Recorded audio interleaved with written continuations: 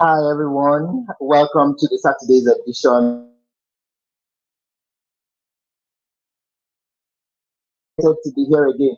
We've been on the road for the past training on sexual reproductive health and rights, and then I moved on to Abuja for the road to COP26, where we also did like a 5 days program on COVID-19 and climate change.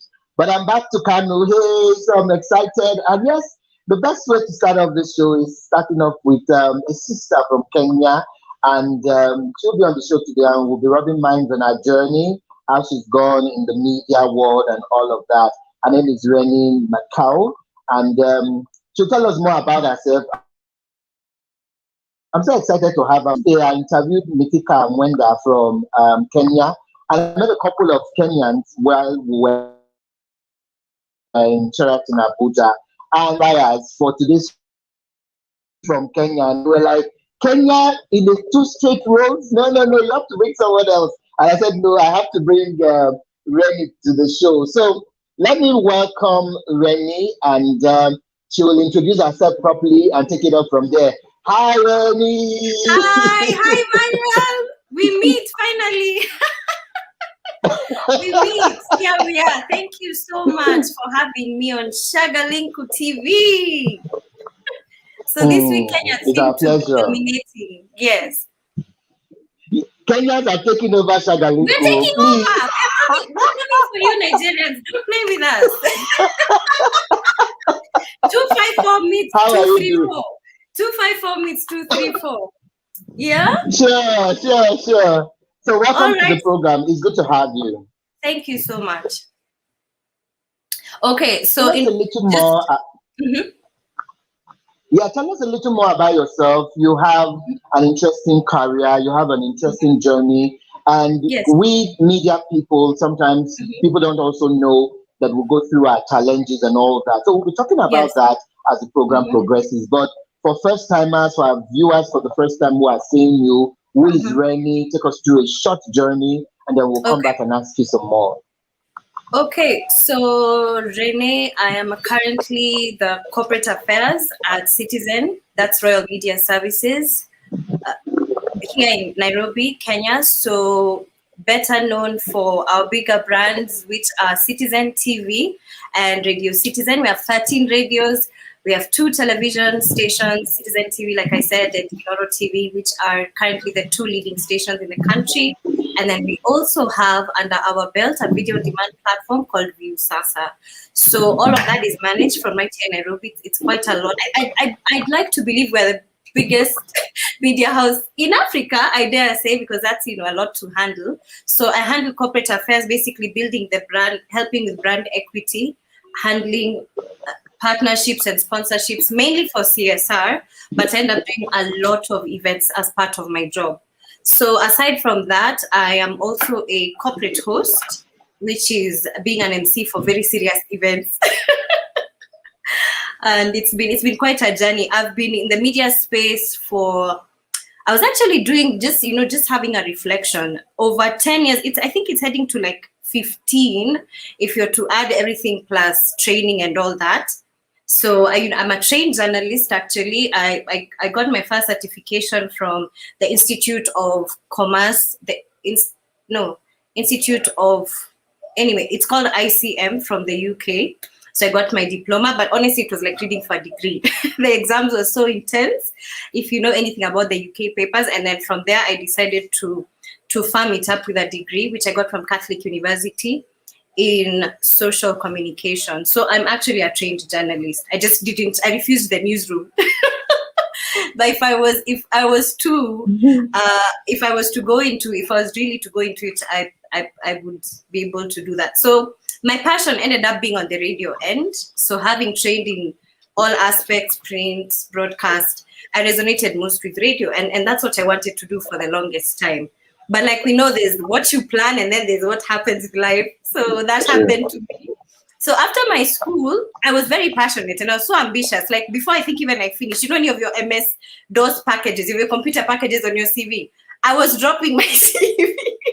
I started dropping my CV. I was so ambitious to be on air, I'm telling you. And then the funny thing, full circle story, one of the places, because I live next to Citizen, my mom's house, then even till now, I actually dropped a CV with my MS-DOS packages right at Citizen. So it wasn't to be like much later that I got to work here. So it's very interesting how things worked out. So yeah, so I got into after the training. And the funny thing, I never even wanted to be in media when I was younger. It's just the way, you change your dreams and your aspirations, and then that's what happened. If you'd have asked my family growing up, they would have told you Renee would be a lawyer, she'd be a doctor, something like that. So media just came out. Actually, how I got into media, I wanted to get into music production. I loved music, I loved the radio, and I got into media. I remember asking the guy who would later become my coach, if I attend this course, can I become a producer? He said, yeah. I'm like, sign me up. I told my mother, pay fees here, please. This is the course I want to do. So that began my media career. So now after school, the job was not forthcoming. I did auditions. I did so many radio auditions. Anywhere that it would pop up, I would be there. But it didn't work out. So in the meantime, I decided to keep myself busy doing. That's how I got into voice acting.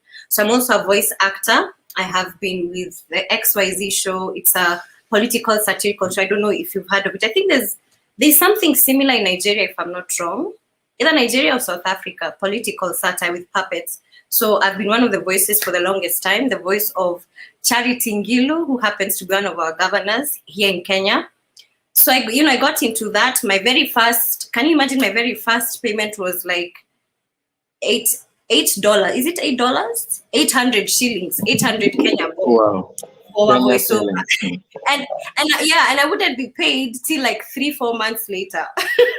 So it would amount to about, can you, I'm telling you, somebody start somewhere. So I remember my first payment, and I was so excited. I started with Hope FM. It was a Christian station just in the neighborhood. So I just walked down to the studio, record whatever, and go back home. So I remember my very first payment. I was so happy. They called me after like 4 months. Was 4,000 Kenya shillings, which is like $40. So I came home and told my mom, I told her I can do shopping, and just from there, I just started making money slowly. Still doing auditions. Whenever they come up, I'd be there. But in the meantime, so I got into, I always say I did everything but media for almost 10 years. Can you imagine? So I got into event management. That's when I did the 254 entertainment. I got into production management. I learned to work with talent. I worked for a film company at some point. I was an admin for a film company. I got into, what else? I'm trying to remember. It's been quite a bit. So I got into everything but media. So media happened when I'd actually given up. And by that time, the 10 years, I'd done all the auditions, cried all my tears. I was like, you know what? This is not for me. Probably it's not going to happen. So you just put your hands up to the universe, and that's when the universe now took over. And just from one of my production buddies, and mind you, this is like several months later, I just get a text out of the blue, and they're like, would you like to be a presenter with Capital FM? And I'm like, of course. I have wanted to be on Capital since I was like 19. So they're like, but it's in Juba. I'm like, wait, what? South Sudan, yes. So, it was a whole very interesting process, thought about it, got shortlisted. And I was like, you know what? It gets to a point, Emmanuel, you have nothing to lose. And I took the jump, and I'm so glad I did, because that's what kickstarted my career. So about 2 years in South Sudan, the work got me there. Then that's when I came back to Kenya, and like several months later now, I got into Citizen. And here we are, in a nutshell. Wow, that's a good one. Beautiful. I hope I've summarized it. Yeah. And I know your fans who already have been following you will be so happy to hear your journey this far. So we're also saying, for everyone out there watching, if you have a question for Renee, if you have any comments, please do drop them on the comment section here, and we'll be reading them. Anyway, let me quickly show you this. It's from your brother in Kenya. We actually met in Abuja this week, that we were in Abuja for climate change and then road to COP26. So read this, if you can see it. It's from Brian, and then respond. Oh, Brian, so he says, if you can't fly, then run. Martin Luther once said, if you can't fly, then run. If you can't run, then walk. If you can't walk, then crawl. But whatever you do, you have to keep moving forward. Let's press on and not give up. Absolutely, Brian, 100%. Thank you so much for that. No, absolutely. And I think that's definitely been a very key thing in my whole journey. The thing is, things won't work out like you want. So what I always even encourage with my mentees is fine. When things don't go your way, it's fine. Cry, cry, but make sure you don't stay there too long. Dust yourself off, pick up, and just try and figure out a new way forward. And, when you're on the right path, you will get people will come into your life and things line up. Even delay is not denial. Delay is not denial. Yeah. True. So thank you, Brian. Thank you for that. True. Thank you, Brian, for that. Yeah. Your sister is live with us here. Brian, thank you. And for everyone watching, we're live on YouTube and on Facebook. It's Shagalinku TV. Please also share the video right now for everyone watching. Please share the video. Everyone in Kenya, please share the video. Your sister is live here. Ready the building. Yay. Lady in red. Yeah. Okay. So I'd like to ask again. I know you in your introduction you talked about reading journalism but not really wanting to be a journalist and all that. When did it dawn on you that you have that passion? So media. Yeah. So when you know what I'm gonna do this. What? Sorry, I didn't catch that last part. Sorry, say that again. Yes, I said, at what point did you now say, you know what, I'm going to do this? I can realize.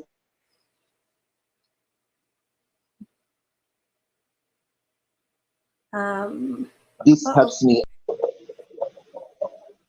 Okay, I think you're free. Yeah, it was freezing up a bit. Yeah, but I think I'm getting your question. You're asking what made me now decide to do this and pursue it, like 100%.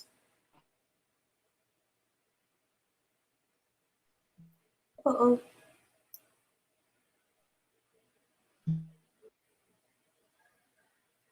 Hello. Is your network?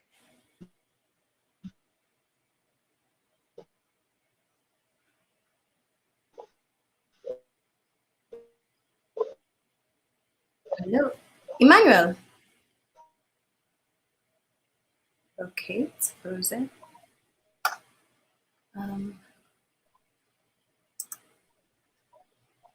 Hello, Renee. Yes, you had frozen there. Okay, so as Renee, in our introduction, she kept telling us how she really didn't want to do.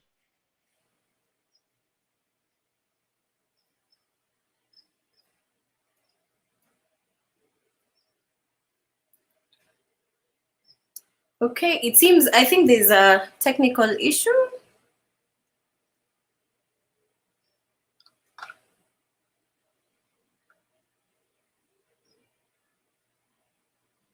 Emmanuel.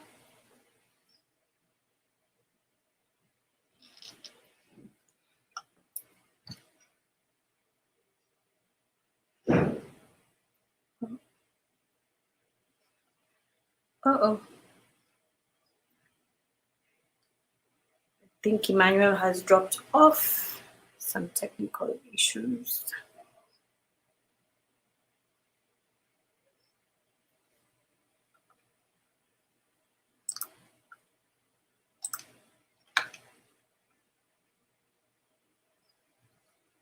Emmanuel. Okay, there you are. Yeah, Renee, are you back? Yeah, I've been, I think there's some technical, it was like freezing up, but now you're good. Now I can hear you. Sorry about that. Okay. It's okay. So, yes, it happened. I think I have to take that question again for you to reply, but just hang on. Sure. I need to read another message here. This is from Zulu. So if you can please read.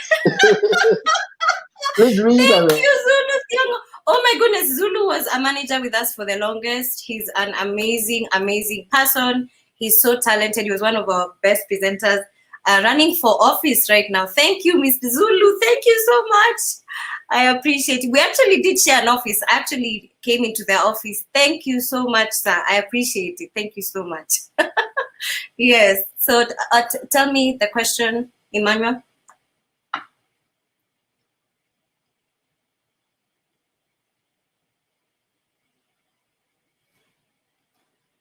It's frozen up again. Uh-oh.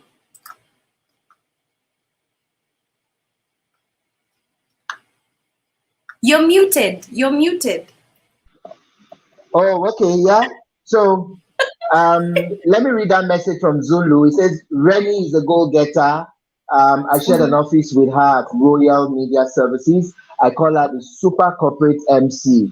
Go, sister, go.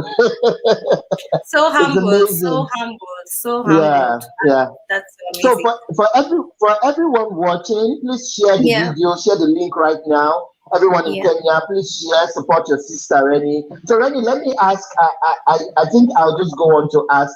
How do you also combine juggling media and juggling MC? Because corporate MC is a very tedious one. It's not like the normal regular MCing where you just come, say this or that. Every corporate organization has their pattern. So you will keep learning each organization's pattern for every gig you do. How do you cope? Definitely. Do you know? So this is the funny thing, Emmanuel. I don't find it tedious at all because I enjoy it. I love it. It's something that honestly comes naturally to me. And when I started, actually, so how I got into corporate hosting after I got my radio break when I was a presenter now with Capital FM Juba, clients started approaching us individually to host. So to host events. So my very first event was Miss World South Sudan. I have never been so nervous. I nearly passed out before the event, like preparing, because everybody was a VIP, VVIP. There's a lot of government officials, ambassadorial staff and representatives, the UN call, that kind of stuff. So, and I remember being on the phone with my mom for like 2 hours. I'm like, okay, because I know they are VVIP, how do I do the opening protocols? You have to be very sensitive so that you don't step on toes. So I remember being like on for 2 hours and I'm reading stuff too. It was so intense. But once I did the protocols and they clapped, honestly, that's how my career kicked off, and I've never looked back. So what I decided to do is I do my show, I do my hosting like I do a radio show. So I break it into links, and because especially being especially with the one I started with, which was a beauty pageant, you go in, you have different intervals you go in. So that's just how I do it. So going back to your question, what you asked, they don't really clash, the media side and the MCing. The MCing side is a passion project, I'd say. And then the media work is what now I'm employed to do. It's my 9 to 5, or sometimes, 9 to 5, Monday to weekend, depending, because being in the event industry, there are times you really don't know about weekdays or weekends or breaks. You just, as long as it's an event, you have to do it, whether it's a holiday or whatever. So I love it, I enjoy it, and I love what I love with corporate hosting is that it's organized, as opposed to the other way you say you just do it, you say anything and then you know what to expect. There's a structure, and for me that works really well, and they're usually not terribly long. So you're looking at like a dinner or a mixer or something. Yes. Hey, now you're talking, my brother. You missed out that part. And there's the That is true. When you become good at your craft, you definitely you can definitely earn some. You can turn, as my current coach says, Coach Steven Miru says, turn your voice into an invoice. So if you figure it out, you can definitely become a brand in that aspect. Okay. So let me ask you this now. 2020 was a year to reckon with for everyone, all sector, both the corporate world, both the private sector. It was a year to remember. How did you cope? Tell us about your experience during the COVID-19. How being someone in the public space, that you work a lot, and then there were no events anymore, no social gatherings. And for people like us who are in the media, social gathering is what we thrive on, you know. So how was it like for you? So my schedule, or the pace of work activities, because a lot of the work I do is very event based. So even though we'll start a partnership, it will end up in an event on the ground.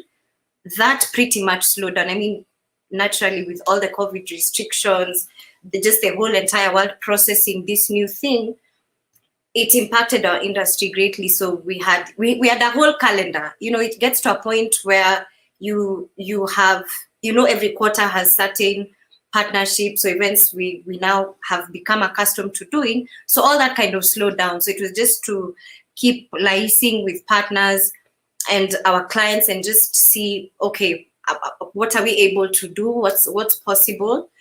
What is not? A lot of stuff, of course, got shelved. A lot of events got shelved to relook COVID, you know, just the entire thing. So there was that, and there's a second part you asked for the question. You also asked, yes, how were you able to cope, and then with events. Yeah.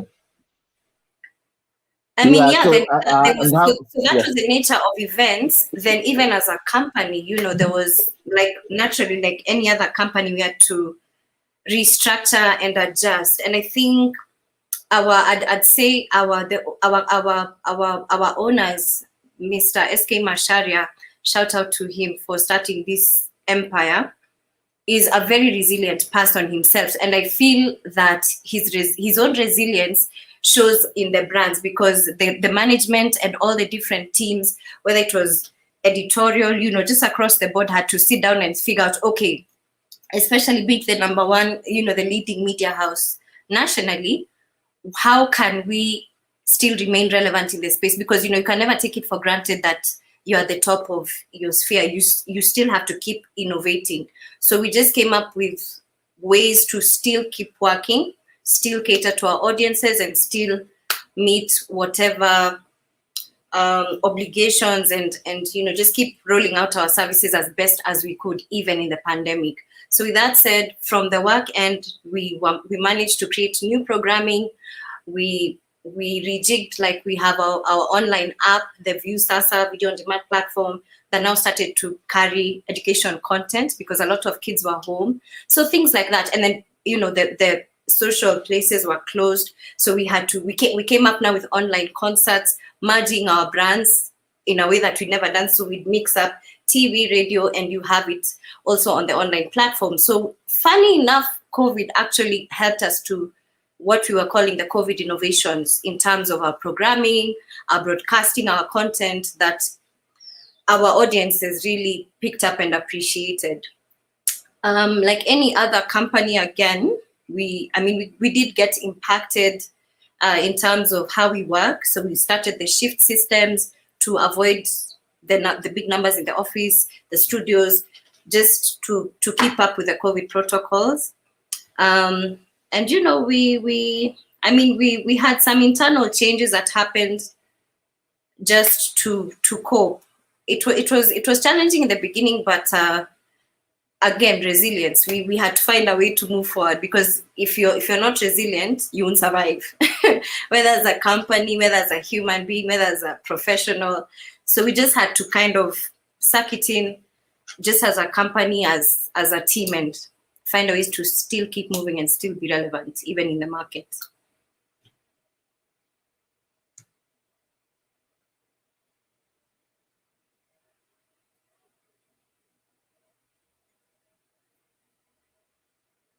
Hello, Emmanuel.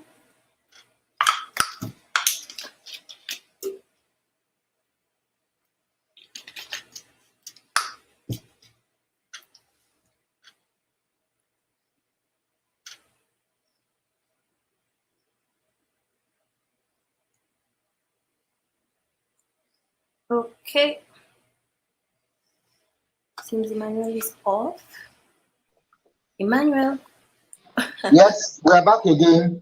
The network has been hectic. Your network is refusing to cooperate. Tell it to stop, Juju. There's some Juju it's doing. So I already answered your question. I don't know if you got it. Yeah. Okay. I think it will be there, but no problem. No problem about that. It's recording live, so it will still be there. But let's Great. come to your career highlights. Let's come to your career highlights. And apologies to all our viewers. Somehow the network isn't going. Our network here isn't going off. Maybe the network is angry that I had a Kenyan on Tuesday and I'm having another Kenyan on Saturday. God forbid. God forbid. God forbid. Someone is having a green eye. We bind you in the name of Jesus.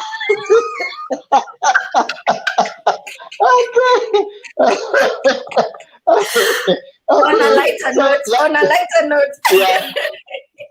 So let's take your career highlights. What I know you've done a lot of corporate events, but which has been more tasking? Which has been more? You look back now and you ask yourself, how did I do that? How was I able to pull through that?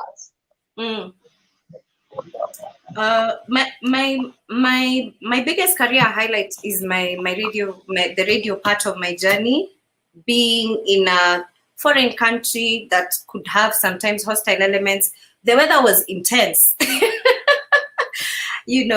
I made it through, growing from receiving. I remember my first message in one of my first month on air, and I remember someone texted me and said, "Presenter, you are boring." I wanted to book a flight back home. I was like, this is my dream job. How did I wait 10 years to get here and be told I'm boring? What is that?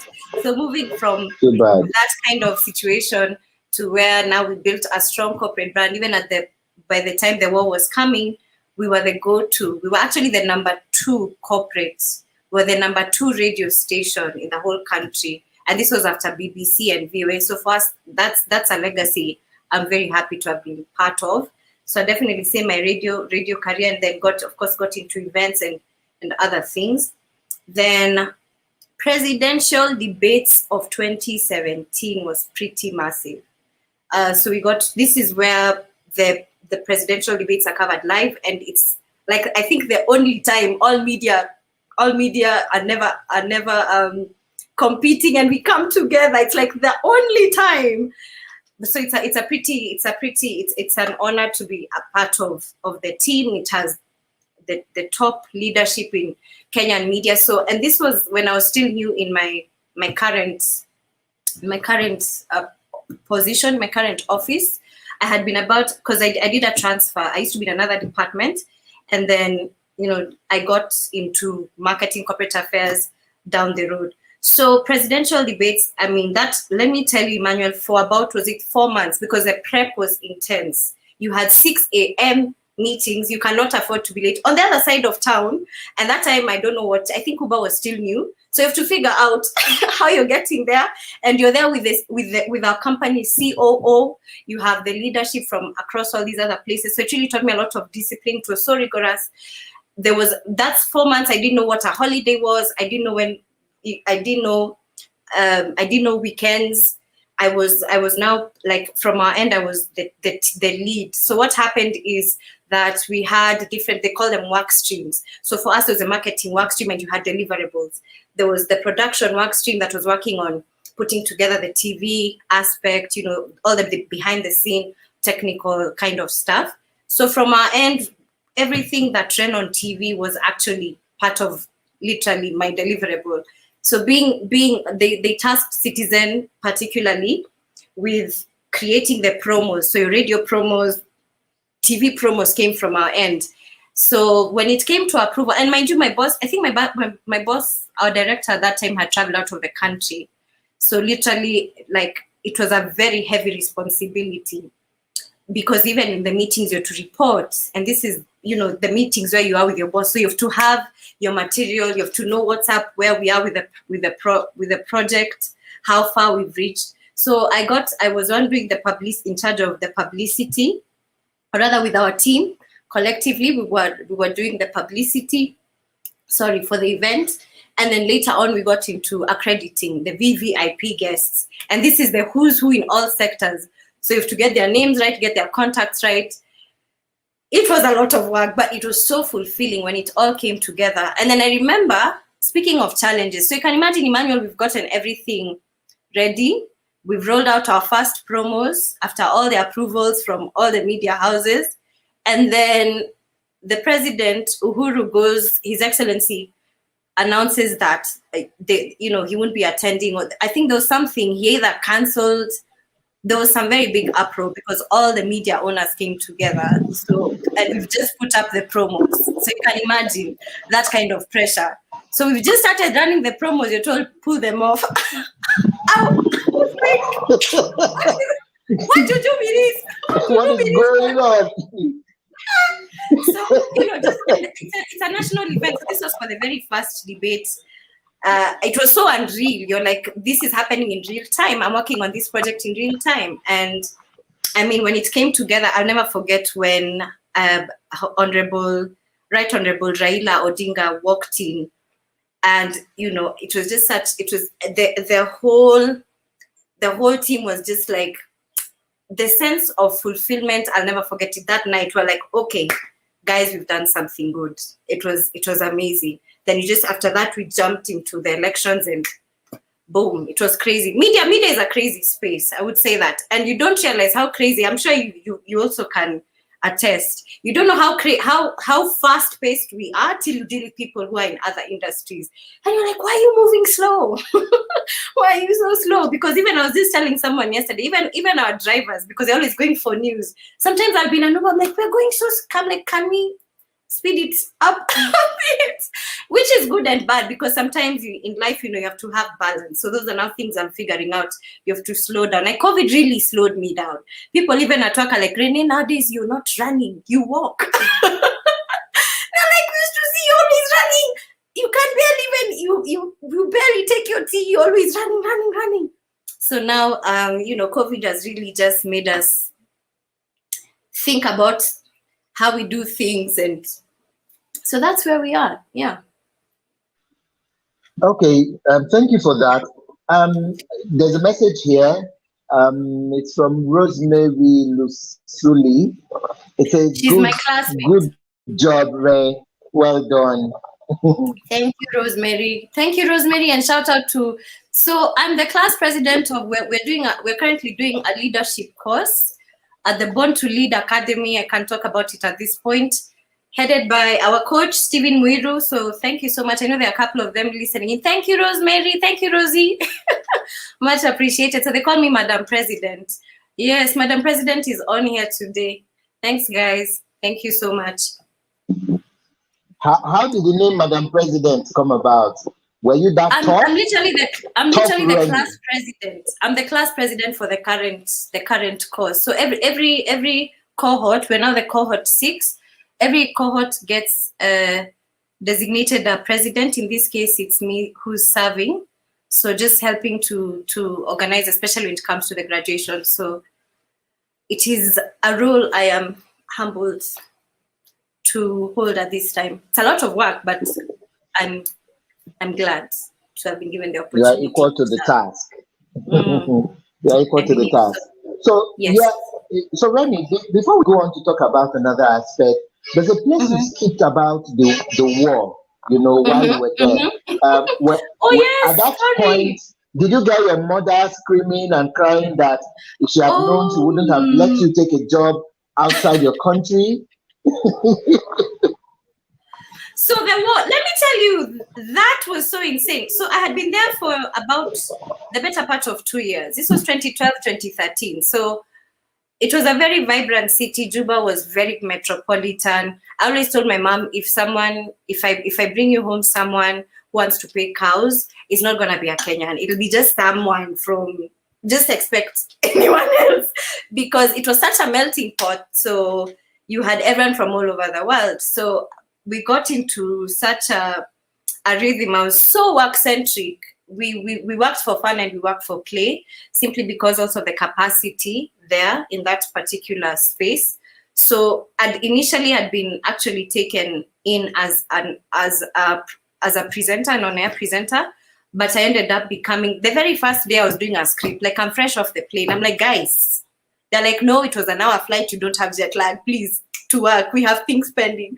So, just kind of hit the ground running. So I got into, now the skills I had, which I used to think were just by the ways, actually came in handy there, because I now became the one who was in charge of this, or I used to do a lot of work in the studio with our producers, so doing the scripting for clients. I did marketing. A typical day would have, you start marketing. So I started on the drive show, by the way.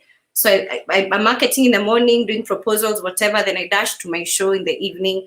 Then later on, as we branched out into Capital Media, from Capital FM, we got into events. So now on the weekend and in the evenings, we used to do events. So it was a pretty full day, and we'd work all the way to Saturday, actually Sunday as well, because radio never really sleeps, and we're the ones doing everything. When you're not on air, you have off-air duties. So I think Juba really trained me for life, because sometimes I'd come back and I hear guys complaining. I'm like, you guys, at least you have a 9 to 5, or you have, you do a shift and you're done. There were times you don't, our radio is our baby. Like, it cries, you have to be there.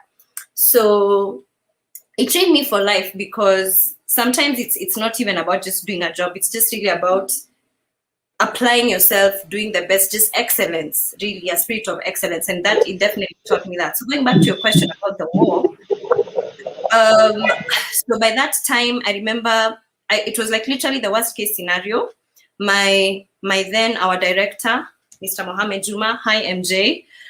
MJ was in Nairobi, actually in Mombasa. I remember it was just after elections, and he was trying to do some business, get some business. He had some business to attend to in Kenya. So he'd already left earlier. And then my then supervisor, called Nilam Abdallah, was unfortunately taken ill, and she had to be flown back to Kenya for treatment. So I was the one in charge of the station, running everything, which I believe they believed I was up to the task, because this is, it just was what it was. So, and we figured things out. When you have a team and you have support, if I needed anything, I knew the ropes pretty much by then. I'd been there by now almost 2 years. So this was December of 2013, right? And so worst case scenario, I was like, okay, I knew I was going to do my Christmas actually it was my first Christmas in Juba. So I was like, okay, a Juba Christmas, and I was looking forward to having a long extended leave that I was going to negotiate with my boss at the time. And that didn't get to happen. All the Christmas plans went through the window. So one Sunday, things started heating up at the barracks, and we didn't really have an idea of how bad it was. Something about warring factions, one faction being disarmed while this other group was being armed. It was just a mess, and chaos broke out actually in the armory of the barracks, that apparently later I found out was on the way to our office. I had never known all this time. So that's how it happened. One Monday morning, literally, we woke up and it was to the sound of shelling. I'll never forget that. I almost passed out. I was like, I've never been so scared in my life, Emmanuel. It was intense. So the first shell I had, I was like, okay, that doesn't sound good. Second shell, I was like, where do I hide? This is a makeshift structure. I can't even fit under the bed. It will, you can blow the walls down if you really pound on them hard enough with your hands. So what about if there's machine guns and whatever? So basically, I was trapped. For me and everyone in Juba, we were trapped this was Monday to Wednesday. So all the airspace was closed. They shut down the airspace Sunday night. They shut down the roads. Nothing was moving. It was really a scary situation. So how I got to find out about this is our driver for work called me. He was coming because that time I'm the one who had the keys for the car, for the station, for everything. So he used to pick me up. The station was pretty far, and take me to work every day. So I called him. I forget who called who, and we were having a conversation. I asked him, by the way, what is that sound? He's like, oh, by the way, Renee, I can't come to the hotel. We used to stay in a hotel just near the Nile River. It was called Heron Hotel. So he calls me and he's like, Renee, by the way, we can't pass. There's like a blockade. They're not letting vehicles pass through. So I'm like, Juba was such a crazy town. I think I got used to the madness. I'm like, what is it again? Like they can just start, you guys are getting to curfew. Now we had curfew then. We had curfew then. It was just imposed like that. Like today is fine, tomorrow there's curfew. Like, oh, okay, fine. So, you just have to do the necessary. So when I asked him, what is that sound? He's like, oh, that's the army, they're fighting. I'm like, what? Who is fighting? That doesn't. And then just as we're on the phone, I think the third shell went off. And this is, that long, okay, in Kenya we call it a kifaru. It's the long whatever that shoots the artillery. So that's what they were doing. They were now shelling to this. So 3 times. And then, because there was some sound I'd been hearing like popcorn. And I remember looking out and wondering what kind of thunder is that? Like, it's clear what kind of, those were bullets. Like 40 minutes away at the barracks. Like popcorn. I sat on my bed, Emmanuel, and for the first time I was aware of my mortality. Please don't laugh. It was so scary. I sat on my bed and I was so aware of my mortality. I was like, do you know we can die? And I'm alone. Worst case scenario, I'm alone. Everyone is in Kenya. You'll be like, who brought you here? You would I'm have like, came why back in did I your bring tender. myself? I just delivered myself today. For what? Chasing a dream, chasing. But then my father was so scared. So what happened? When I came to Juba, I was ill. Actually, in my first 4 months, I got very sick. I had to be taken back to Kenya for treatment for almost like another 4 months. I got a bunch of diseases. I had lost so much weight. So when I came back, my father is like, you want to go there? You almost died. Why? I'm like, I'm chasing my dreams. I want to be a presenter. So when the war came, so that's how the war found me. And so we were locked down for 3 days, nothing moving. We were so scared. I was calling my boss's friends who, whenever he'd leave, he'd put in charge of us just in case anything happens, or like his brothers. So this was the country manager for Hershey Gas, the country manager for Coca-Cola, and they were sounding scared. I'm like, if these are bosses and they're sounding scared, my goodness, what about me? I didn't even have a ticket home. So basically I was stuck. If in Juba, if you didn't book your ticket by November, you're done. You're done. Your next flight is in January. So because everyone is leaving from all over the country to fly back home to their respective homes.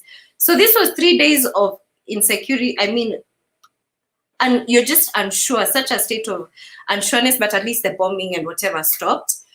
No, people always ask me if I saw dead bodies. No, I did not. I don't think I would have had the stomach. I think God just protected me somehow. So I was in my hotel pretty much with my friends, my neighbors. So the third day, this is now Wednesday, they open up the airspace, people start flying out. Then I'm realizing, I'm gonna be alone. I'm here by myself. It's that's when it started hitting me, because in my head I was like, we need to go back on air. We haven't played the adverts. We are off. So I remember one of the country manager for Coca-Cola is called Ali. Ali was like, Renee, you're thinking of adverts and people are dying. Can you just see your life?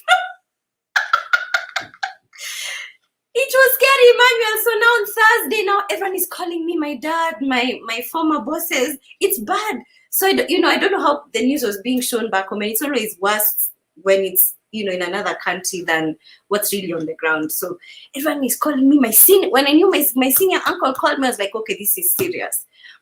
So that's when I was like, okay, I called my boss. I'm like, what's the plan? How am I getting out? Because I don't have a ticket. He's like, I didn't even have my passport. I used to live so much in the office that my passport was in the office. So that was the situation. So Thursday, I remember this at some point now, I think it's now just the whole situation now hitting me, like what is really happening. I just now broke down and just cried.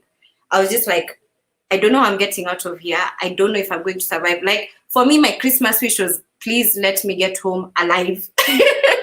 Somehow, some way, God, I don't know. So what happened was the Hershey Gas team were literally on the run to back to Kenya through Uganda by road on a V8. So my boss told me, Renee, you know what? If you get space in that V8, jump in. And that's exactly what I did. I still left my clothes, like 3/4 of my clothes were there. My sandals, my shoes, everything, most of my personal effects, because you could only carry so much. And you didn't know the situation on the road. So we were 2 days through Uganda, the Uganda border. And it was crazy. You had everyone again, Chinese, Europeans, Americans. We just were fleeing. And then the funny thing, when we finally finished processing the paperwork for because you have to process yourself and your vehicle. We came to the Uganda border. The sun is hot. We don't have money on the other side. We can't even buy water. So we are in the sun for like, you're baking, like you're tired. So by the time we finished that process, it was like 6 p.m. We're now just starting to get into the Uganda side, and we see these tanks slowly coming from Museveni's side, from the Uganda side, coming slowly. We're like, we are in the opposite direction. We are running to safety. So we did 2 days through Uganda. We managed to sleep at Kampala, then processed our documentation again now. We did like a full evening. We got to the Kenya border, I remember, by around 1 a.m., 2 a.m., somewhere thereabout. And we were making it to Rift Valley by around, was it 4? I got to my mom's house at like 5 in the morning. So this was a day just before Christmas Eve. My mom wasn't sleeping. She didn't sleep from when it started. She never slept. She just told me some years later, she told me she didn't sleep. You know, her daughter is away. She called my boss. She's like, I don't know what you're going to do, but you have to bring me my daughter. Somehow, some way, deliver her to me, please. Thank you. Yeah. So it was crazy, but we thank God we made it back. The funny thing was, for a long time, yeah, Emmanuel, I always knew I was going back. So my body was here in Kenya, because in my mind, it was always like my mind psychologically knew we're going back, you know, because it was so sudden how it happened. So even when I was in city, I don't know, there's a part of me that's really, I always say my body was here, but my mind was there. So I remember when my mind finally came back is when I was in a supermarket one day, and that voice just was like, okay, so we're not going back. So we're here. So, you know, it was just one of those things that happened. Coming back was tough. It's one of the things I think it almost broke me, to be honest. That and losing my grandma are the toughest things I've ever gone through. Number one, this was my dream job, right? I've chased it for 10 years. I have risked death, illness, hostile weather, crazy conditions to chase this dream. And then, of all things, a civil war just happens. I'm like, now what is that? Surely, whoever controls the universe, what is this now? You know, I mean, I had all the questions for God, for spirit. I was just like, I didn't understand. So coming back home was hard. I had to start from the ground up, ground zero. Going back to the things I used to do when I was younger to try make some money, to try survive. Back to my mom's house. I felt I had failed. I just felt it was bad. You know, here I was, I've made a career. People know Renee of Capital. Renee wa Capital. They used to call me Renee of Capital FM. Now I'm just a jobless girl back in my mother's house. In fact, it was even worse because before I left, at least I'd hustled. I'm like, how, where? I'm just like, who, what, where, how am I going to start again? How? So that was one of the, you know, the situations where you cry. And then now this is the funny thing. So when I came back, it's like I became a threat. People are kind of seeing you as an expert. I'd go to interviews and you feel the vibe. They're like, and I think at the back of their heads, they're like, she'll ask for too much money or she'll be too expensive. I'm like, I just want to work. Hello, you know. So it would be that kind of a scenario. So by the way, before Citizen came, I was actually at my lowest. I had done like I was about 2 weeks of very serious depression. I had now, because when I came, you know, I was like, I'll do 3 months with now Capital on my CV. Nothing can stop me now.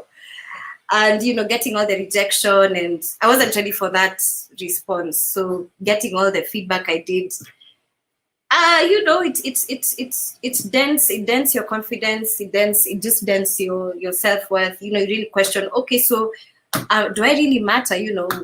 And was all that Capital stuff a dream or what? Like, you're questioning your place in life. You're just questioning everything. You're struggling. You know, there are those family members who are like, she used to be in Capital, you know, not even family, just human beings. They're like, oh, she was in Capital, now is she, you know, that kind of stuff. So it was hard picking myself up. So now it got to a place, this is now 8 months in, I'm still no media job.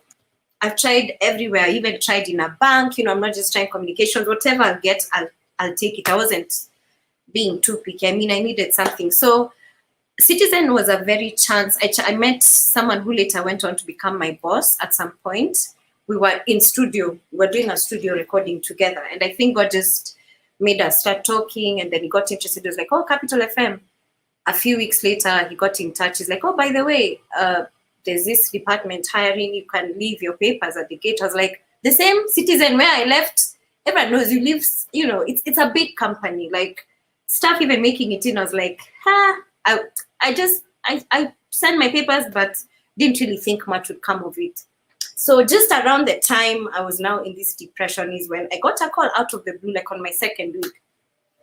And this is basically, it looked like me being in bed the whole day. My mom would come peep, she checks, she knows I'm not in a good space, but she can't do much. So they say, hi, is this Renee Makau? I'm like, yes, it is. Who was asking? They're like, this is Citizen. I'm like, oh. They're like, when can you come for an interview? I'm like, can I come now? They're like, okay, come next week. I'm like, come next week. I was like, okay. The fact they called me back, so they took my papers, made it inside. Woo! So the rest is history. I did an interview and we started work pretty quickly. And I've been here ever since. So that's from 2014. That's 7 years now I've been with Citizen. So here we are today. And then I've just progressed and grown to where now I handle corporate affairs. So that's that. Yeah. Wow. Thank you so much. I'll read one last message before we wrap up now because time is really running. This is from Dorothy Mundo. She says, glad to see you, Renee. Powerful insights. Wow. Another classmate. Yeah. Born to lead. Doing well. Fantastic. Born to lead. Academy. Okay. Wow. Colleagues. So as we wrap up now, what would be your advice to young girls? I know I'll bring you back again a second time where we'll be talking about the girl child education and women empowerment, maybe in a couple of weeks from now. But what would be your advice to everyone watching right now, to every single girl whose hope has been dashed, who's gone through what you went through, or who's going through rather what you went through? What would be your word of advice to everyone right now? So what I would say is, listen, whatever knocks are happening to you are not new. You're not the first to go through it, not to try and diminish your pain or whatever you're going through, but it is a season and it will not last. And with that in mind, I need you to be strong. I need you to know that you can do it. Like I said, it may sound cliche, but it is something that has pushed me through this entire life and my entire journey. Cry the tears, that's fine, but don't stay there too long. Dust yourself off and then re-strategize. Look at, okay, this didn't work. Now I know I have learned something from that experience. So you're smarter. So next time you'll do it quicker, you'll do it faster. Know that you can do it, no matter what you're going through, no matter how it looks like. I had given up on radio. If you had told me at the 9-year mark, the 8-year mark, when I was doing my demo CDs, those manual ones, the ones used to burn. You burn a CD, you go to a cyber and burn. I found a bunch of those, and I was just so emotional because I was like, this was a 10-year journey, and it happened. So if it happened for me, and what's possible for one is possible for all. It can happen and it will happen for you. Now, your job is to keep that fire burning. And at the back of your mind, just know I may be like Renee. It may take, like one of my mentors, Eric Thomas, I think you may have heard of him. He did 12 years to get a 4-year degree, but he got it. And the best part about a degree, they don't show you the number of years that you took to get it. So whatever is possible for me, whatever is possible for you, Emmanuel, is possible for that girl, that boy, that young person, that whoever, whatever age you are, whatever dream you have, it's possible. You can do it. You can do it. And everything you need is within you. Yeah. You got this. Yeah. Thank you so much. I'd want you to, what we do on the show as we wrap up, we ask our guests to greet some people who have been like pillar of support to them, Oh and to yeah. organizations who've been there for them and all that. So Oh you have yes. 1 minute to greet, to do your vote of thanks and greetings to any one organization you want to. Oh, I have a couple. Definitely. My mother, my biggest supporter, my biggest cheerleader, my fan, like my most valued critic, to my Uncle Ben, who's been like a father to me, walking this journey at different, always been there at every significant thing that's ever happened, my siblings and wider family. I would like to mention some mentors who have definitely impacted me in very big ways. Pepe Minambo, who is just king of motivation, who helped me discover my voice in a much bigger way. He took my talents, especially with hosting, to a whole other level. I want to shout out Mark Achola, sorry. He's an outstanding transformation coach who helped me to have a mind shift and know that, okay, this past, is it past failures or whatever, don't define who I am. And I can create new dreams. My dreams shouldn't die with the war that happened, because for a long time I was really in my head about that. So he really helped me through his program Transform to Grow, and I thank him eternally for that. Mr. Stephen Mwiru, who all these my classmates, he's our mentor, he's our coach, he's our mentor, he's a former colleague, he's a friend for the Born to Lead Academy, where I'm currently doing the course I was telling you. And shout out to all my cohort 6 guys watching. You are the best team ever. They call me Madam President, and it's just been such a privilege serving the team, being with them, amazing human beings. Hi, Tabi Mbogwa, how are you? And then also special recognition to Mr. Mohammed Juma, my former director at Capital FM, and also Nilam Abdallah, my former supervisor at Capital FM, who gave me the chance, being my wild, they really took a chance on me. I was a wild card, and they gave me that chance. Not being seasoned, they took a chance on me, and it impacted the rest of my entire life. I could saying thank you is it's little, but it's what I can do, and I'm just so grateful for them that they took a chance on me and believed in this crazy girl. They used to call me Chiriku, like the weaver bird. They used to call me Chiriku. I used to be called Chiriku. So also Jennifer Enie Canary, when in my voiceover journey, she really held my hand and helped me get into the industry. She was also my very first agent, started getting me commercial jobs, not just the 800 bob ones for $8. So Jennifer, thank you. She's doing an amazing work in the voiceover community here in Kenya. I also want to recognize at this time David Muthengi, better known as Holy Dave. He is a media personality here. He's a musician, he's an entrepreneur, he's just an amazing all-round human being. He's my first ever business partner. So if you saw the poster that was showing Ruthless Focus, God, that's our initiative, that's our baby. We birthed that about 3 years ago. And it's a networking connect where we bring people together from our different circles, just young people trying to impact each other and moving on. One day we should host you, Emmanuel. That would be nice. And also people, let me tell you, you can never, if you want to go, I think there's an African proverb that says, if you want to go far, you can go alone. But if you want to go farther, if you want to do bigger things, you go together, you go as a group. So it's been teamwork, even behind the scenes. Like right now, my amazing, thank you, Dorothy Mundui, Madam President. I hope I'm representing them well. I have a team. And even the work I do with media, I have learned you can never do anything in isolation. It can be okay, but amazing stuff happens in groups. So I'm grateful for that. Also, just big brothers and big sisters I look up into up to in the industry, like Buddha Blaze. He's really been quite a mentor, quite a big brother. Of course, I can't remember everyone's single name.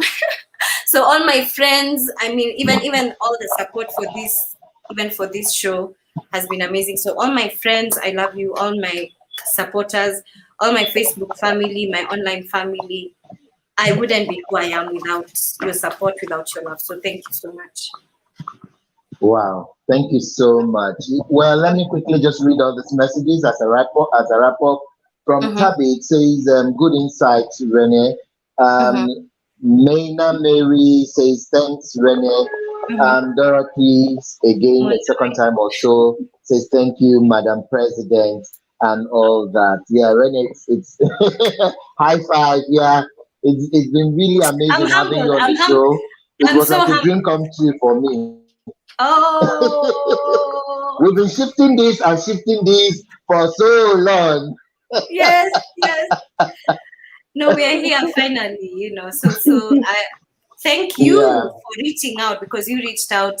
I honestly hadn't heard of Shagalinku TV, but it's amazing work you're doing, being very passionate. And you're humble, being a UN ambassador of peace. That's amazing. Good work you're doing. And, just trying to highlight the different Thank issues, you. especially on the continent. So I think you're definitely also doing a great job. And I'm so humbled. This is my first regional interview. So this is big. Ooh. Yes. So thank you. I wish we had more Yeah. time. I wish we had more time, but So this has been amazing. yeah. If you'll allow me, Yeah, I don't know if we'll I do could. that. Yeah. If you'd Go allow me, on, go on. so Vusi Thembe Kwayo, another amazing guy I look up to. He's very big in South Africa, especially in the business space, just business mentorship, accompaniment. So on July 5th, I remember reading this on his wall and I decided to print it out. I want to read it exactly like he wrote it. So he says, the lie is that winners don't quit. Let me confess it here. Winners quit. I have quit often. Frankly, I quit every day. I give up every day.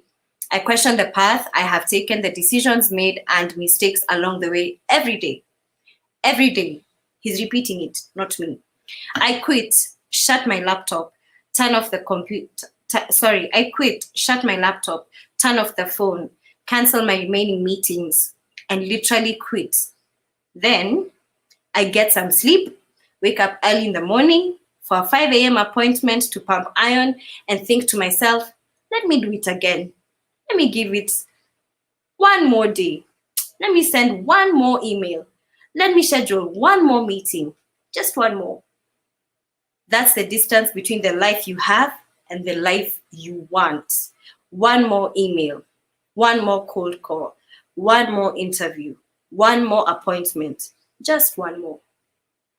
So if you're tired, I say quit and then wake up tomorrow and give it one more shot. Wow, wow, wow, wow, wow. Thank you so much for all of that. And well, this is the size of our show today. I really wished we had so much time. You can see with Rennie, we could go on for like 5 hours. I think what I'll do is in the next edition that she'll be in, we'll just devote 2 hours and just stay on this show and talk about everything. So, Rennie, thank you so much for being here for us. We truly appreciate. We rarely get female guests all the time, and every time we get a female guest, we are very happy because we are always gender inclusive. We talk about gender issues a lot, and we're passionate about women development, gender issues, and all that. For everyone who's watched us, thank you so much for being there for us. And apologies once again for the network issues. That is how it is anyway, the new norm. So we've got to learn and just adjust with it all. Thanks to everyone who watched, everyone who sent in messages. Your messages were scrolling on the screen. We really appreciate. We get our viewers who also watch us later on the show because sometimes their countries are like 8 hours, 10 hours difference and all that. So for everyone who will watch later on the show, the link is still there. Do remember to like all our social media handles: Facebook, Twitter, Instagram, YouTube, and all of them. Just like our page, it's at Shadalinko TV. And for YouTube, remember to click on the notification button. So whenever we go live, you'll be notified and you can join us. It's been amazing having Renee in Makau. She's into the corporate affairs. She's also royal services, doing royal services and community corporate host in Nairobi, Kenya. It's been amazing. I was in Kenya some years back, I hope to come back. And when I get back there, I will eat the ugali again.